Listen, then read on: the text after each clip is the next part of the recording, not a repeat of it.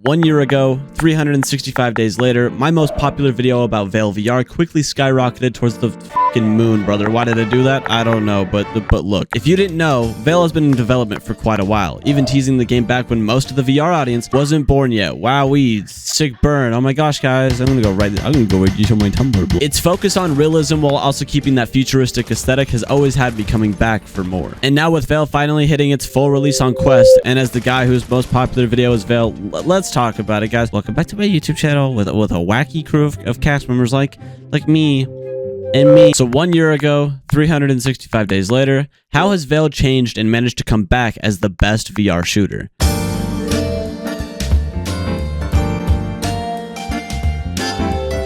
Well, 1 year and 365 days ago, you want to know who had cheap phone plans starting as low as just $15 a month? My brand partner, Mint Mobile, and my babysitter, Ryan Reynolds. They wanted me to let you guys know that Mint Mobile can have you saving hundreds on your phone bill. With plans starting as low as $15 a month, you can switch from big wireless companies that love to charge more for less features. Don't be duped. Go to trymintmobile.com/view in the description below and start saving on your phone bill today. In case you didn't watch the last video, Vail was a realistic VR FPS game that was originally stuck on PC VR. The idea, I believe, was to focus on the VR crowd that invests in hardware specifically to play VR. Not like the Quest crowd, but the PC VR crowd that'll spend thousands just to completely dominate in the VR scene like a zesty version of 50 Shades of Grey. What would happen? Sorry babe, got a big screen beyond, it's Gorilla Tag time. Don't get me wrong, the idea was there, even setting up an esports tournament where you had players with $1,000 Valve indexes compete to win $35,000. I wrote it a year ago, and it still holds true.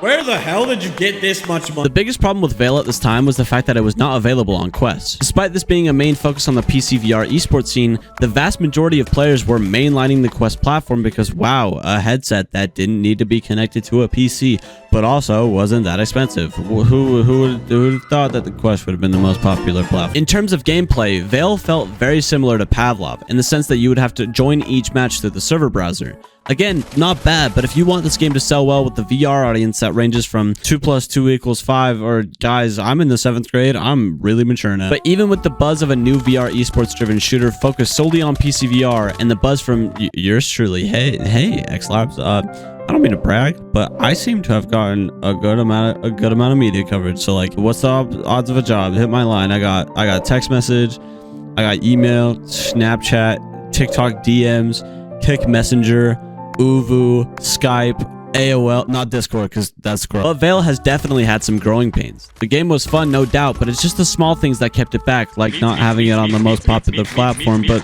hey, who am I, Warren Buffett? It did have the best gunplay in my opinion to anything else on the market. It definitely had its promise of being a great shooter, just needed more time in the oven. Nothing game breaking, but nothing mind blowing. But now, dude, I don't say this lightly, but Vail makes me wet as hell.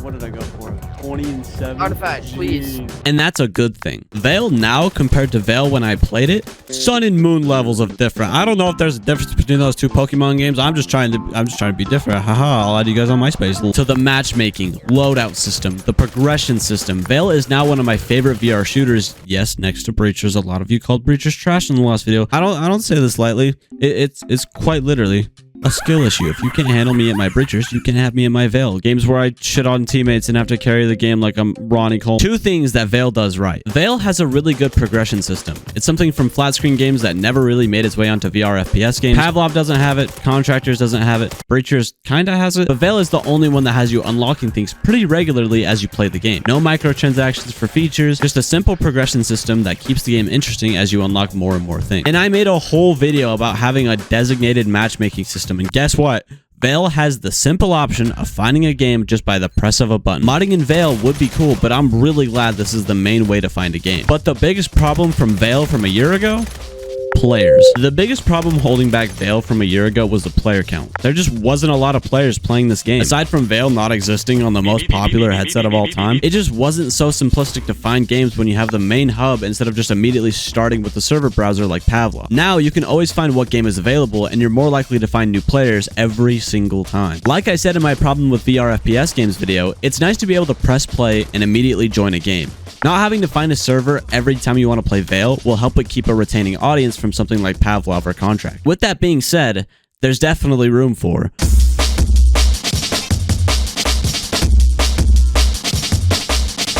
Now, with my last video, my biggest improvement was the game wasn't available on the Quest 2. Now that the Quest 3 is here and we have an official port from Vail that's on the main store instead of just App Lab, I do want to emphasize that this is not me hating on Vail or XLab. This is what I've noticed as someone who enjoys playing Vail and as someone who's never made a video game before. Improvement number 1. I know this is already in the notes for things to be added, but the party system would go very hard for this type of game. Plenty of people love playing games with their friends. I even have this furry that likes to play walkabout mini golf with me sometimes. Improvement number 2.